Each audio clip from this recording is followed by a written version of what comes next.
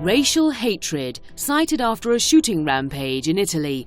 A gunman targeting African immigrants from his car on Saturday wounded at least 6 people, one seriously, before being arrested. Calling the shootings an evident display of racial hatred, Italy's Interior Minister Marco Minniti said the only element that links the persons who were injured is the colour of their skin. We have seen very little use of the word terrorist to describe these kinds of racist attacks that we've seen in Italy this weekend, because there are far-right terrorists in Britain, for example. There's Anders Breivik in Norway, who's a far-right terrorist. This is going on all the time in parallel to what they call Islamist terrorism. The only thing is that the Western media all over Europe, and North America, seem very reluctant to use the word terrorist when it comes to a white person and when it comes to the fascists, to the far right. There are just over 5 million foreigners living legally in Italy, about 8% of the country's population. Of these, 3.7 million are from outside the European Union.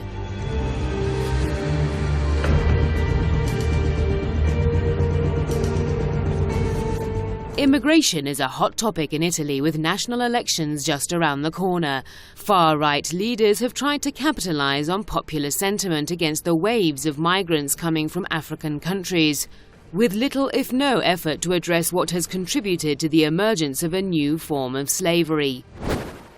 It is a form of slavery. I think it's important to say that in any country which is not civilized, in other words, it doesn't guarantee its citizens food, it doesn't guarantee them shelter, and it doesn't guarantee them water, the basic needs of life.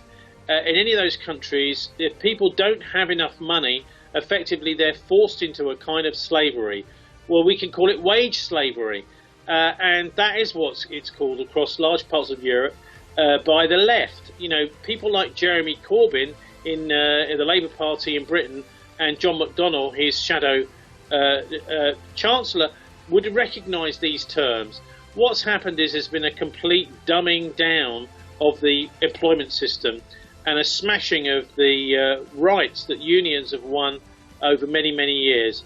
And so that's why I think we've got this form of slavery.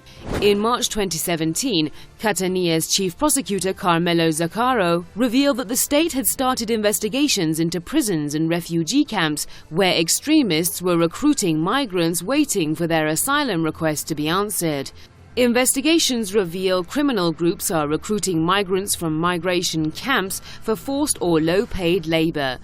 Moreover, female migrants are likely to fall into the trap set by traffickers who lure women into prostitution. According to the International Organization for Migration, IOM, more than 80% of women brought to Europe from Nigeria are unknowingly sponsored by sex traffickers who have paid for their journey.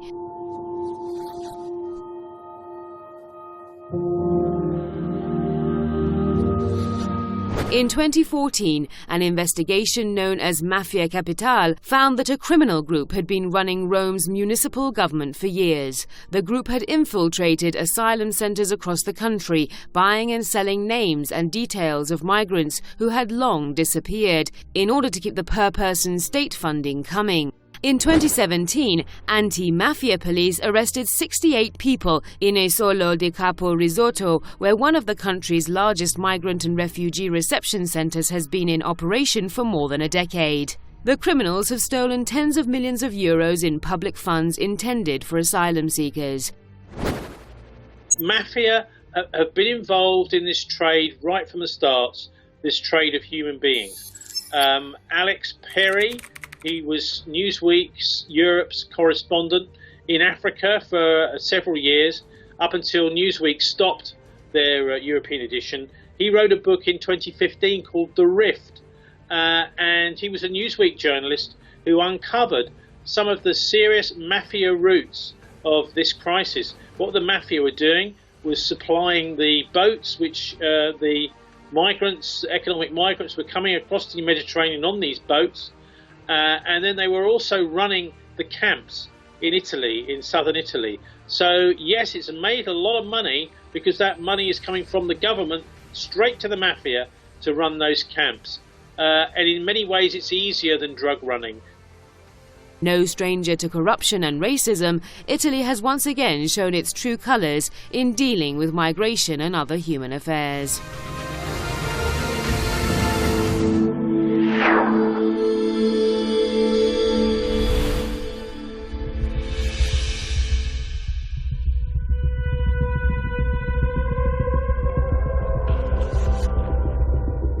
The Palestinian resistance movement Hamas has warned that Israel might attack the besieged Gaza Strip in the coming days.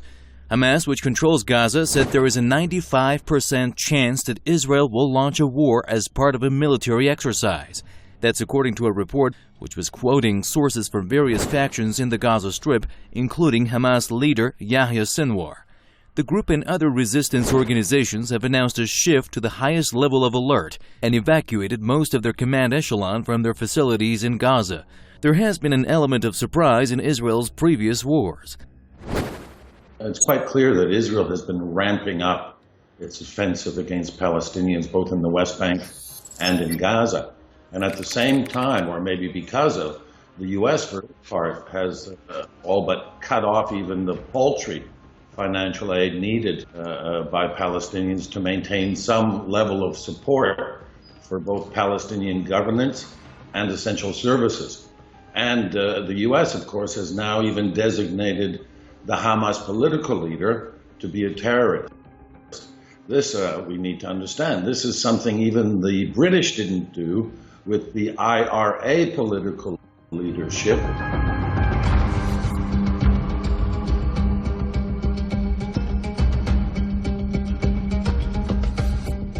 Reports of an emerging Israeli war on Gaza come on the heels of the recent developments surrounding Israel, including the U.S. recognition of Jerusalem Al-Quds as Israel's capital. The U.S. Al-Quds move has drawn worldwide condemnation. Palestinians have held daily protests against the administration of U.S. President Donald Trump over the issue. Israeli forces have cracked down on the protesters and killed a number of them since Trump's announcement of December 6th. That decision by the Trump administration is clearly quite critical to the unfolding events. But let's not forget that in coming to that decision, President Trump was also counseled by leading Democrats like Senator Schumer to make that decision and indeed to express it in even more absurd terms. Schumer would have had Trump recognize Jerusalem as the undivided capital of Israel. Israel sees Hamas as a huge obstacle in the way of any compromise between Tel Aviv and the Palestinian Authority. Hamas has the support of at least half of the Palestinian population in Gaza and the West Bank.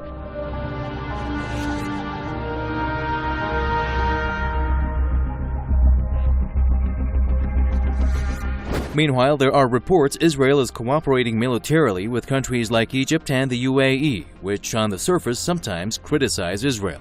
The New York Times says for more than 2 years, Israeli drones, helicopters, and warplanes have carried out a covert air campaign in Egypt, conducting more than 100 airstrikes inside Egypt. All this with the approval of Egyptian President al-Sisi. Israel has also tightened the noose around Gaza with the help of Egypt under Sisi. Add Saudi Arabia to the UAE and Egypt.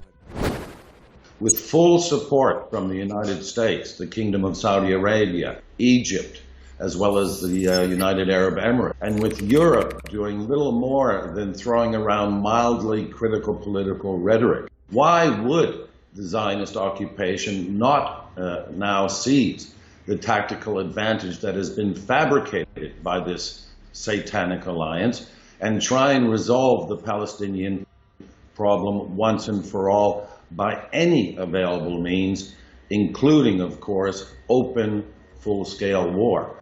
Riyadh has forged a secret alliance with the Israeli regime, which is seen by many among Palestinians and in the wider Muslim world as a stab in the back of world Muslims.